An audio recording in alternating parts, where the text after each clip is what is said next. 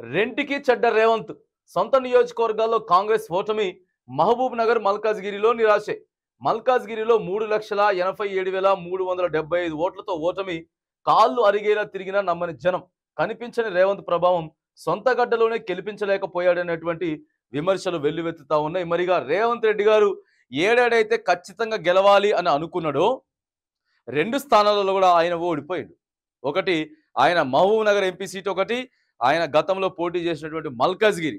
2 స్థానాల్లో కూడా మరి బీజేపీయే అధికారంలోకి వచ్చిందనంటే మరి రేవంత్ రెడ్డిని ప్రజలు నమ్ముతా ఉన్నారా నమ్మట్లేదు అనేది ఒకసారి ఆలోచించాల్సినటువంటి అవసరం ఉంటుంది. సొంత గడ్డ దగ్గర 2 ప్లేసులలో కూడా ఓడిపోయిండు. మరి మహబూబ్ నగర్ మల్కాజ్గిరి రెండిట్లు కూడా నిరాశే. ఏకంగా మల్కాజ్గిరిలో అయితే మాత్రానికి 3,87,375 ఓట్లతోటి మరి ఇలా రేవంత్ రెడ్డి ఏ స్థాయిలో మరి ప్రభావం ఎక్కడ చూపించిందండి? ప్రభావం చూపించలేదు. ఇక ఎప్పుడు వస్తాయి అనుకున్నటువంటి నల్గొండ, ఖమ్మం, మహబూబాబాద్ ఈ స్థానాలు అయితే వచ్చినాయి కానీ మరి ఇంకా ఎక్కడ ఎక్కువ ప్రభావం అయితే చూపించలేదు.